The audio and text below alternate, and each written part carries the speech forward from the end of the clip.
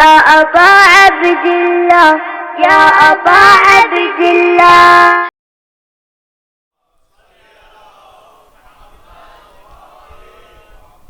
بسم الله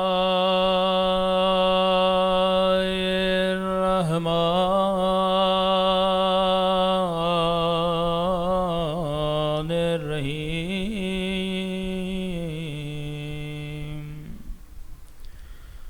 الحمد لله رب العالمين.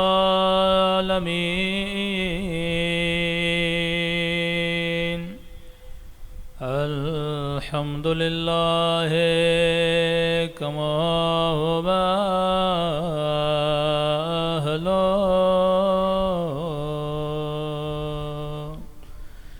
الصلاة والسلام على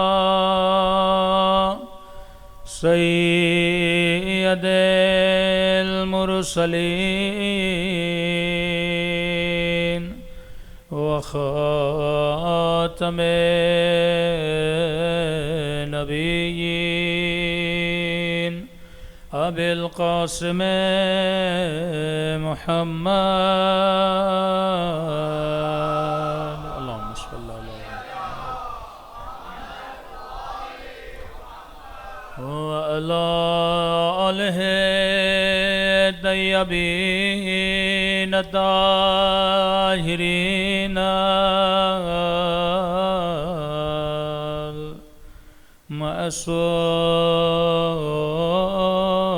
المعصومين. سب مل کے اپنے مولا کے ظہور کی دعا. اللہم کل ولیک حجت ابن الحسن صلواتک علیہ وعلی آبائہ فی هذه الساعة وفي كل وليا وحافظا وقائدا وناصرا ودليلا وعنا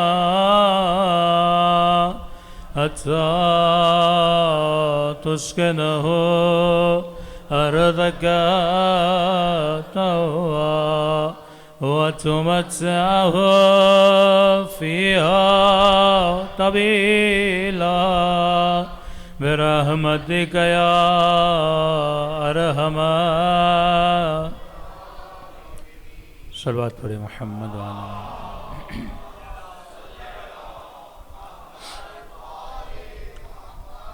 بسم اللہ الرحمن الرحیم. رب اشرح لی صدری ویسر لی امری واحلل عقدۃ من لسانی یفقهوا قولی.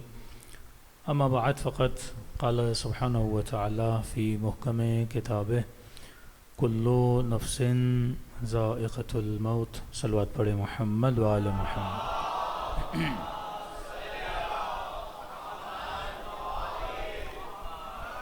دعا ہے پروردگار عالم ہم سب کی عبادتوں کو اپنی بارگاہ میں قبول فرمائے اور جس مقصد زندگی کی خاطر یہ مجالس رکھی جاتی ہیں خدا ان مقاصد میں بھی ہم سب کو کامیابیاں نصیب فرما دے. وقت کی بہت قلت ہے. تقریباً 9 بجے ٹائم دیا گیا تھا اور ابھی 9:45 ہو رہے ہیں. آگے نیو رضویہ میں مجلس ہے تو مختصر وقت میں مفید گفتگو کہ کل نفس ذائقۃ الموت. ہر نفس کو موت کا ذائقہ چکھنا ہے. جتنے لوگ آج فرش عذاب پر ہیں ایک وقت آئے گا کہ ہم سب زمینوں کے اندر ہوں گے. موت ایک ایسی حقیقت ہے کہ جس کا انکار نہ مسلمان نے کیا، نہ ہندو نے کیا، نہ کرسچن نے کیا. یہاں تک کہ جو لادین بھی ہے، جو کسی دین کو نہیں مانتا، وہ بھی موت کا انکار نہیں کر سکتا۔ اور مقام تعجب یہ ہے کہ ایک ایسی حقیقت جس کا انکار کسی انسان نے نہ کیا، اور اتنی بارز ترین برملا ترین حقیقت جس کو ہر انسان جانتا ہے کہ موت آنی ہے، لیکن تعجب کا مقام یہ ہے کہ اتنی کھلم کھلی حقیقت سے انسان غافل ہو جاتا ہے۔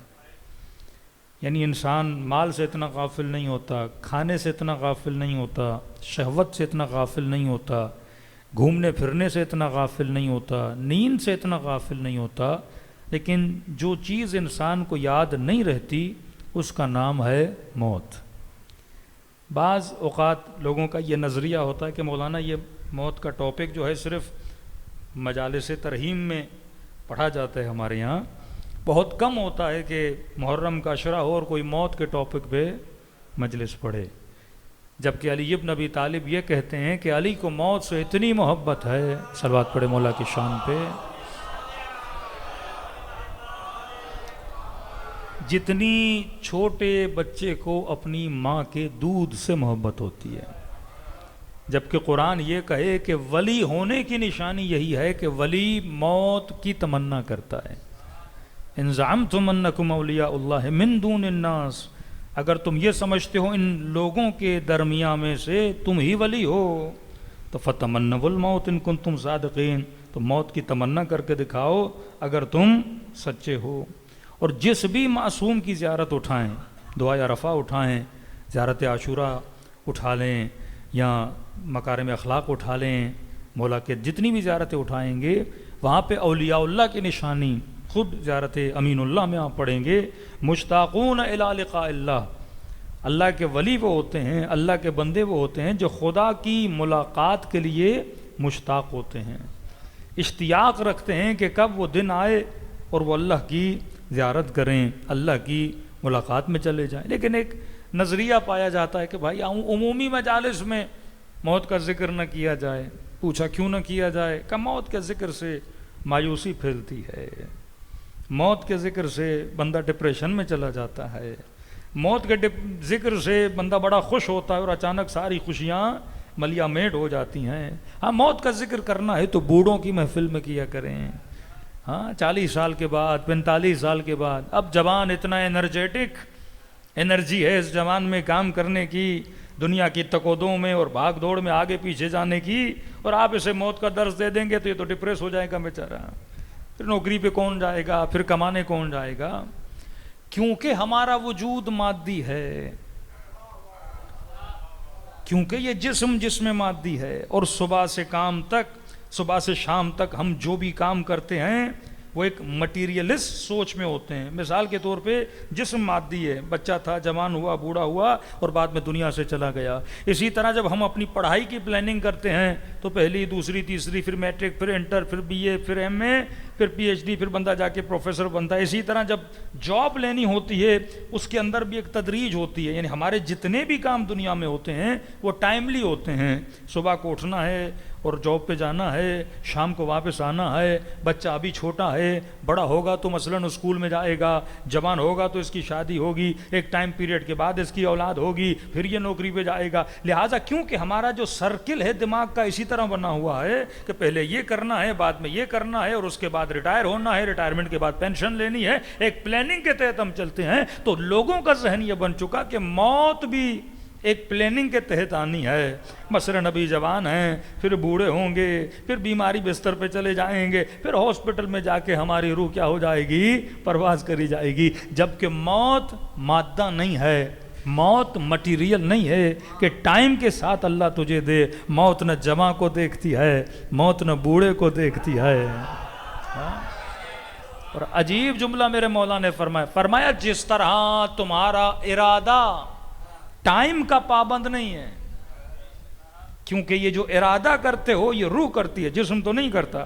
ارادہ روح کا کام ہے، روح مجرد ہے، مٹیریلسٹ نہیں ہے، لہٰذا اس میں ٹائم نہیں لگتا۔ اب میں ارادہ کروں پانی پینا ہے تو پانی پینے کے ارادے میں ٹائم نہیں لگتا، ہاں پانی پینے میں ٹائم لگتا ہے۔ ہاتھ آگے بڑھے گا، گلاس کو اٹھائے گا، گلاس ہونٹوں تک آئے گا، پانی منہ میں جائے گا، پھر پیٹ میں جائے گا، اس پہ ٹائم لگے گا، کیونکہ جو پانی پینا ہے وہ ایک مٹیریل چیز ہے، لیکن ارادہ کرنا مٹیریل چیز نہیں ہے۔ اکثر لوگ کہتے ہیں مولانا خدا کو کیسے سمجھیں؟ اللہ کہتا ہے اپنے ارادے میں مجھے ڈھونڈو۔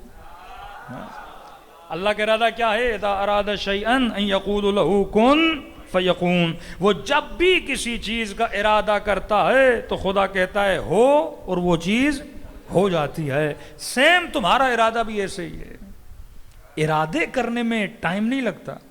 اگر ٹائم لگتا تو مجھے لفظ بنانے میں ٹائم لگتا، سوچنے میں ٹائم لگتا، لفظوں کا منہ پہ اور زباں پہ آنے میں ٹائم لگتا۔ آپ کیلکولیٹ بھی نہیں کر سکتے کتنی تیزی سے انسان کا دماغ چلتا ہے، کیونکہ ارادہ روح کرتا ہے اور روح مجرد ہے۔ بالکل اسی طرح جو ملک الموت تیری روح لینے آئے گا وہ بھی مجرد ہے۔ تبھی مولا فرماتے ہیں فجأتاً، جب موت آتی ہے تو لمحے کی بھی دیری نہیں لگتی، فجأتاً، اچانک آتی ہے اور اچانک انسان کو لے کے چلی جاتی ہے۔ یہ نہیں کہ تجھے پیغام بھیجا جائے، تجھے میسج بھیجا جائے کہ موت جب بوڑھے ہو جاؤ گے تو آ جائے گی، یا فلاں وقت پہ آ جائے گی، یا بخار میں آئے گی، یا فلاں بیماری میں آئے گی۔ موت پیغام نہیں بھیجتی، موت نے جب آنا ہوتا ہے تو آ جاتی ہے۔ اب امام سے پوچھا مولا آپ کے لیے موت کیسی ہے؟ تو امام فرماتے ہم اور ہمارے چاہنے والوں کے لیے فرق نہیں پڑتا کہ موت ان کے اوپر آ جائے یا یہ موت کے اوپر آ جائے۔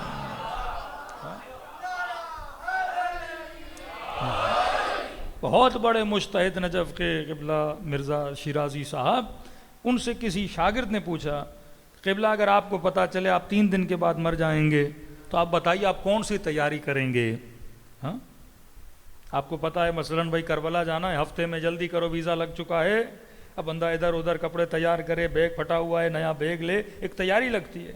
آپ کو بتایا جائے بھائی خوش نصیب ہو تمہارا ٹکٹ نکلا ہے، صبح مثلاً 4 بجے ایئرپورٹ پہنچنا ہے، جا رہے ہو، تو بندے کو اس میں بھی بھئی آپ 2 دن پہلے بتا دیتے، 3 دن پہلے بتا دیتا۔ ملک الموت تو 1 گھنٹہ پہلے بھی نہیں بتاتا کہ میں نے آنا ہے۔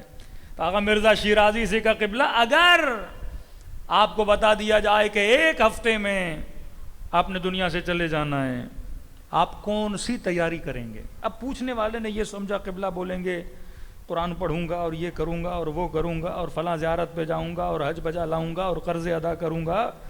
انہوں نے کہا میرے لال میں وہی کروں گا جو آج تک کرتا ہوا آیا ہوں، مطلب میں ڈیلی تیار رہتا ہوں، میں ڈیلی ہر لمحہ موت کے لیے کیا رہتا ہوں؟ تیار رہتا ہوں۔ تیاری وہ کرے جو علی کی سیرت کو نہ جانتا ہو نا، جو اہل بیت کے چاہنے والے ہیں۔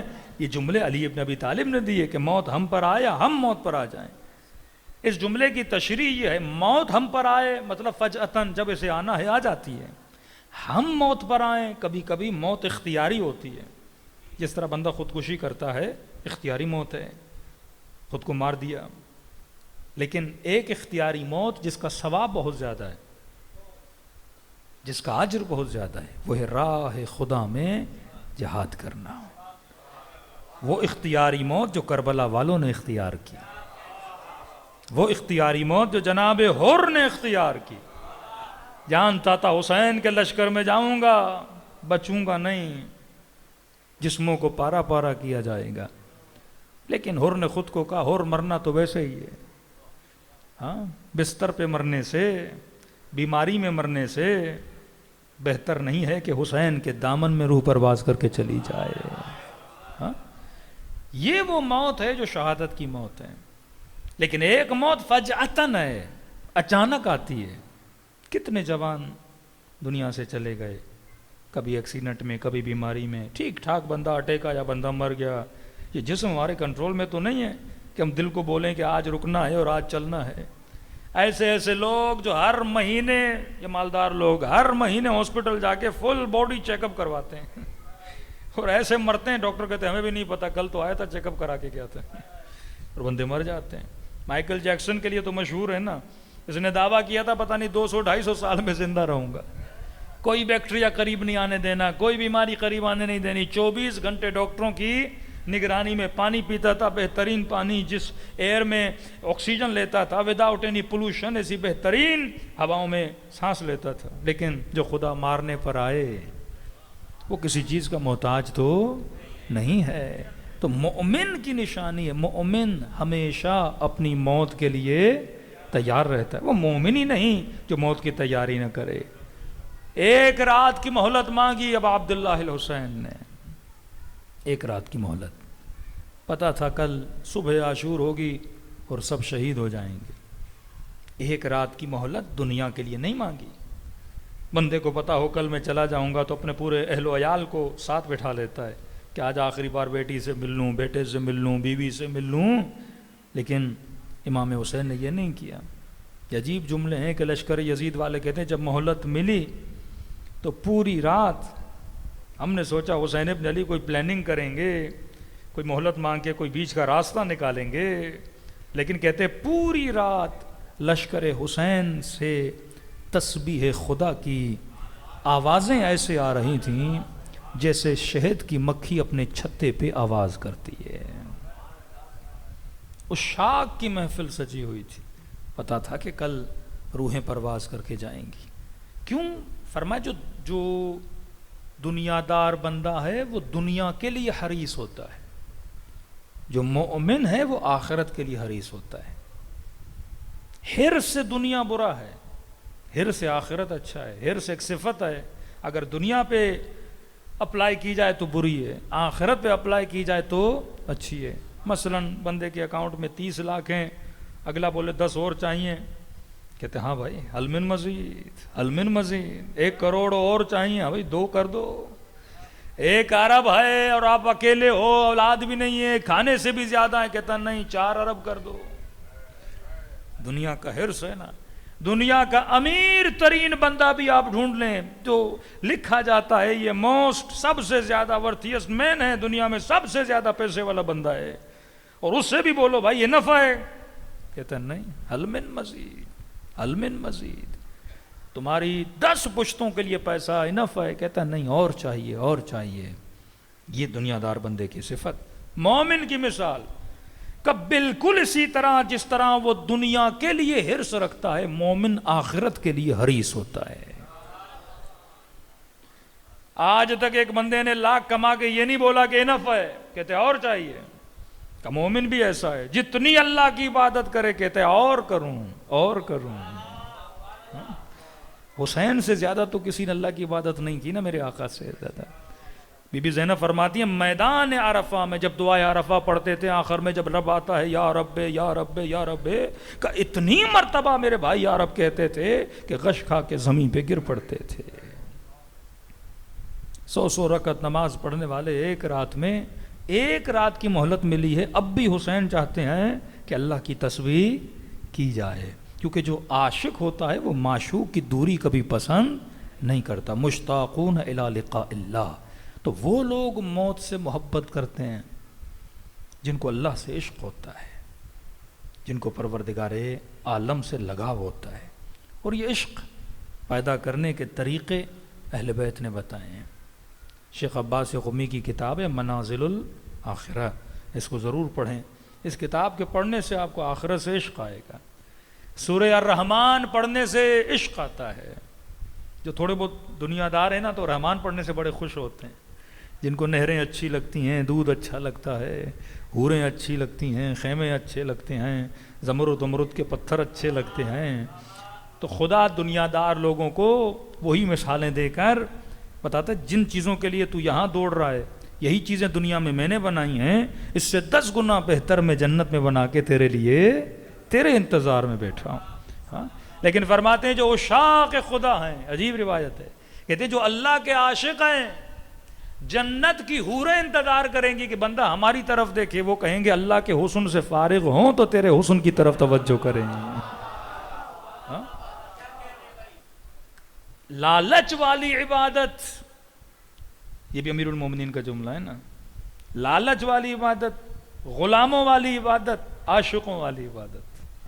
ہاں عبادت کرو تو عشاق والی عبادت کرو، اور وہ تب ہوتی ہے جب عشق پروردگار عالم دلوں میں آتا ہے. اب بندہ جب عاشق خدا بن جاتا ہے تو اللہ کہتا ہے جتنا تیرے دل میں میرا عشق ہے میں لوگوں کو تیرا عاشق بنا دیتا ہوں. آج پوری دنیا عاشق امام حسین کیوں ہے؟ اس سے پتہ چلتا ہے کہ امام حسین خدا کے عاشق کتنے تھے.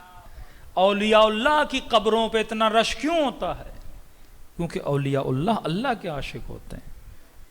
کہ اگر تو خود کو میرے اخلاق میں بدلے گا لوگ تیرے اخلاق کے عاشق بن جائیں گے.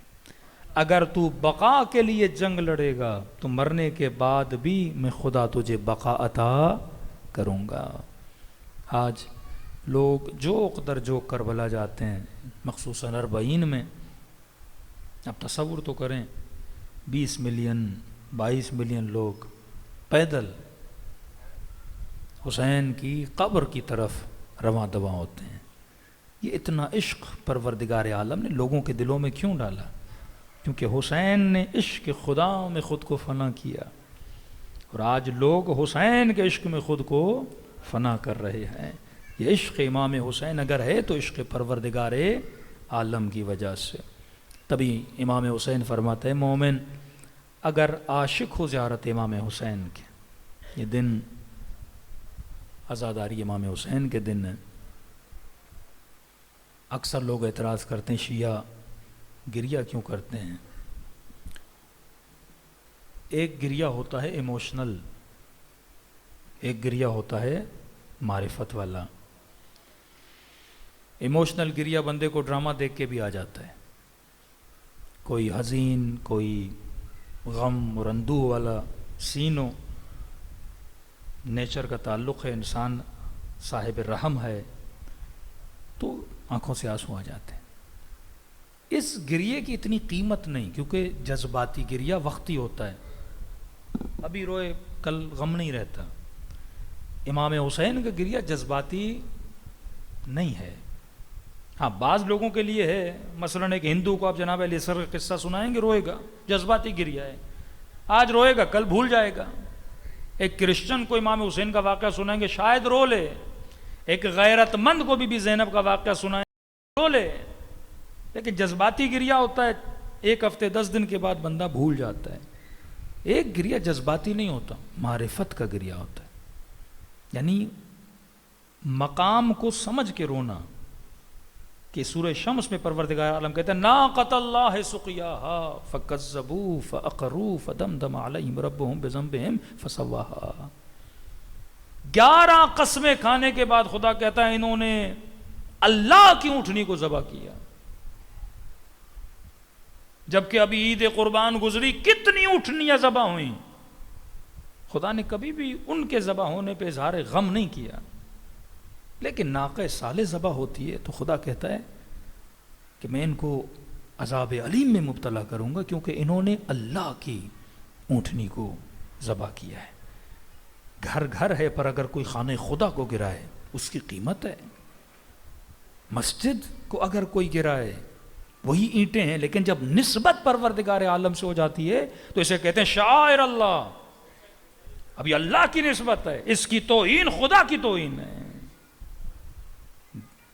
اگر کسی کے گلے کٹنے پہ رونا ہوتا تو کتنے گلے کٹے ہیں.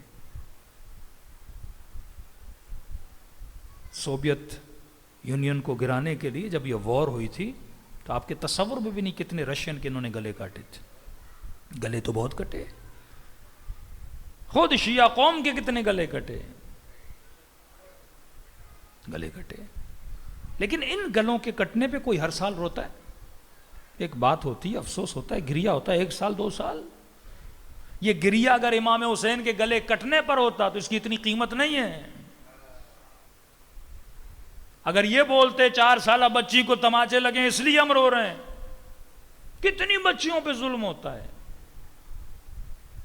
کتنی ویڈیوز آپ کے سامنے آتی ہیں، لیکن ان پہ تو صدیوں تک کوئی نہیں روتا. تو یہ رونا کس لیے ہے؟ واقعاً اس رونے میں اتنی شدت کیوں ہے؟ تو علماء فرماتے ہیں کہ جب بہن بھائی کے جنازے کو دیکھ رہی تھی نا، اور دیکھنے کے بعد اس بی بی نے اونٹنی سے خود کو زمین پہ گرایا. کب بھائی کے لیے اتنا تڑپنا، کیا واقعاً بہن بھائی پہ رو رہی تھیں؟ یہ وہ گھرانہ ہے جو صبر کا مجسمہ ہے. کیا واقعاً دنیا کی ہر بہن بھائی کے مرنے پہ اتنا جزا اور فضا کرتی ہے کہ جگہ جگہ روئے, جگہ جگہ روئے؟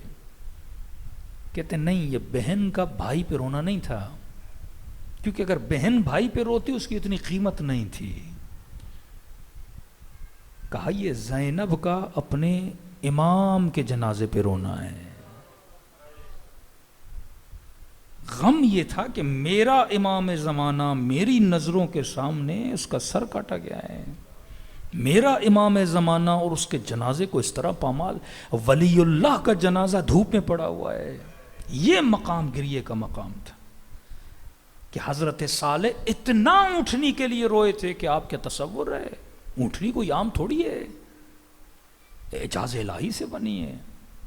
اب یہ کوئی اونٹنی کا معاملہ نہیں تھا. نواز رسول حسین ابن علی, جس کو نبی اپنے کاندھوں پہ بٹھائیں, اپنے سجدوں کو طول دیں, جس کے ہونٹوں کو رسول بوسہ دیا کرتے تھے. اب یہ منظر سیدہ زینب دیکھے کہ ولی خدا کے ہونٹ ہیں جس پہ نبی نے بوسہ دیا اور ظالم انہی پہ اپنی چھڑی سے مار رہا ہے.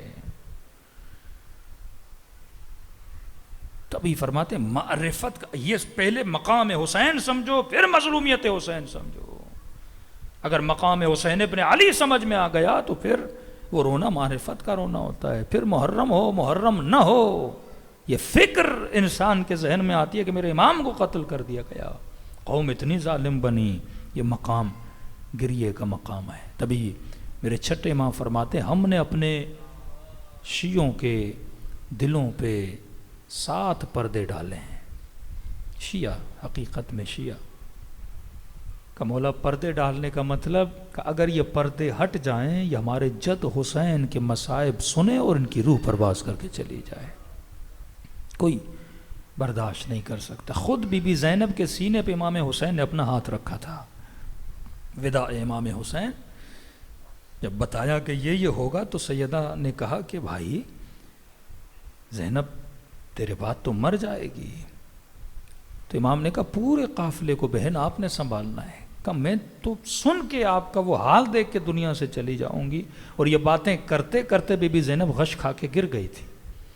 علماء فرماتے اس وقت امام حسین نے بہن کے سینے پہ ہاتھ رکھا. وہ ہاتھ کا رکھنا تھا اور ایسا صبر, پہاڑ سے بھی بڑا صبر سیدہ زینب کے وجود میں پیدا ہوا. دلوں کو کربلا لے کر چلیں, سلام کریں اپنے مولا کی مظلومیت پہ. دلوں کو پہلے زمانے میں ہوتا تھا, بہت کم ہو گیا ہے. محرم کے آنے سے پہلے گھروں کی چارپائیاں اٹھا دی جاتی تھیں, لوگ زمین پہ سوتے تھے, کھانے سادے ہو جاتے تھے, لباس سادہ ہو جاتے تھے, چہروں پہ غم کی کیفیت ہوتی تھی. اور دنیا واقعاً محسوس کرتی تھی کہ شیعوں کے گھر میں کوئی مصیبت کے دن آ گئے. امام رضا محرم کے آنے سے پہلے سر سے عمامہ اتار دیتے تھے, پاؤں سے جوتیاں اتارتے تھے, سر پہ خاک ڈالتے تھے اور فریاد کرتے تھے کربلا میں میرا جد حسین مارا گیا. فرما جو بھی خلوص دل سے آقا حسین کو سلام کرے خدا اسے ثواب زیارت امام حسین نصیب کرتا ہے. سب مل کے السلام علی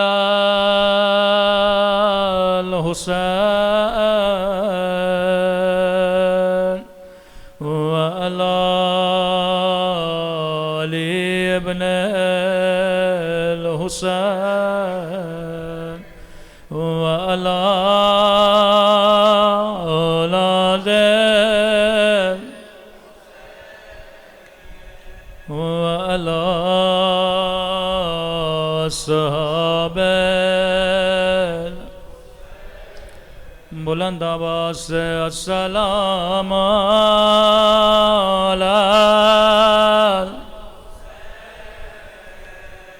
وعلی علی ابن وعلی اولاد وعلی صحابہ.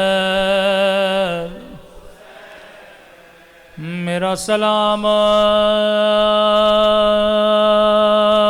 زینب کی لٹی ہوئی چادر پہ،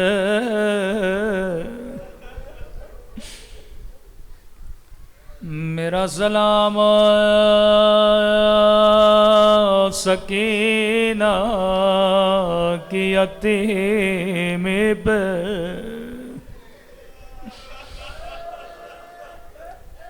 میرا سلام پامال شہ حسین پہ،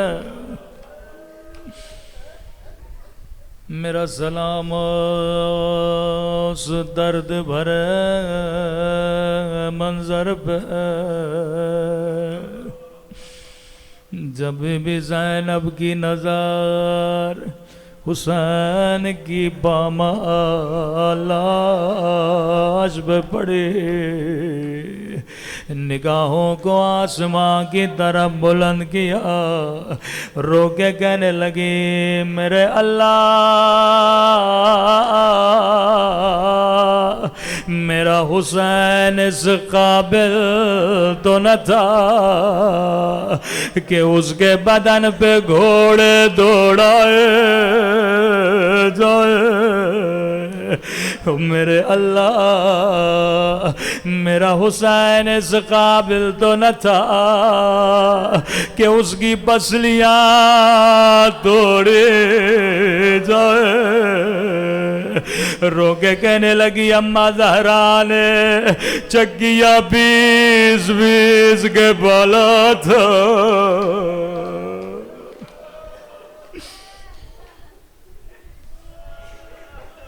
اللہ کسی بہن کو بھائی کا جنازہ نہ دکھائے۔ بی بی زینب پھر بھی بڑی تھی،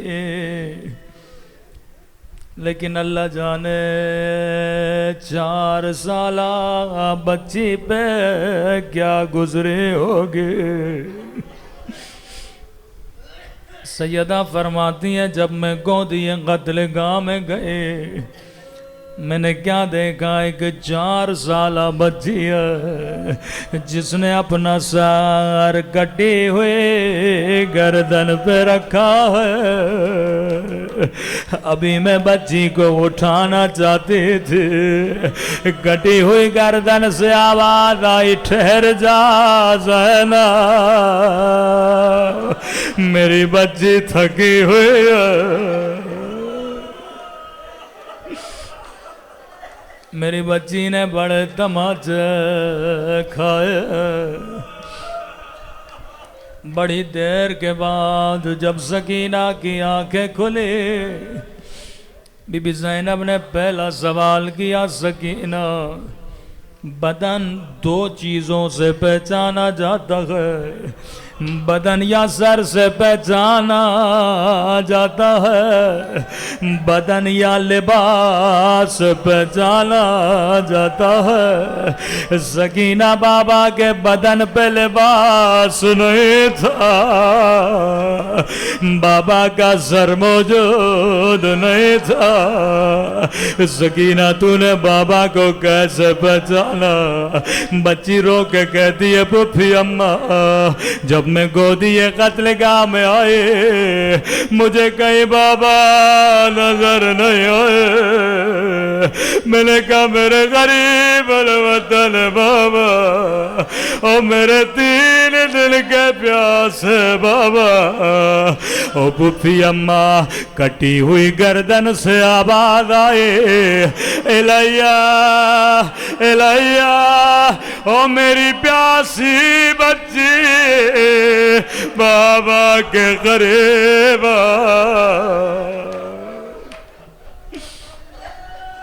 او میری تھکی ہوئی بچی بابا کے قریب آ۔ پروردگار تجھے حسین مولا کی کٹی ہوئی رگوں کا واسطہ ہمیں قبر و قیامت میں شفاعت حسین نصیب فرما، بانیان مجلس کے مرحومین کے درجات کو بلند فرما۔ پروردگارہ جو مانگا نہیں مانگا اپنے خزانے قدرت سے ہم سب کو نصیب فرما، ہم سب کے صغیرہ کبیرہ گناہ معاف فرما، جو قرض دار ہیں ان کے قرض ادا فرما، جو تنگ دست ہیں ان کی تنگ دستیوں کو دور فرما، ہم سب کے گھروں پہ اپنی رحمتوں کو برکتوں کو نازل فرما، ہر طرح کی نظر بد و پریشانیوں سے ہم سب کو محفوظ فرما، ان گنہگار آنکھوں کو امام زمانہ کی زیارت نصیب فرما، ہم سب کو زیارات کربلا نصیب فرما۔ پروردگارہ بحق محمد و آل محمد اس قلیل عبادت کو گریے کو اپنی بارگاہ عالی میں قبول فرما۔ ربنا تقبل منا انک انت السمیع العلیم۔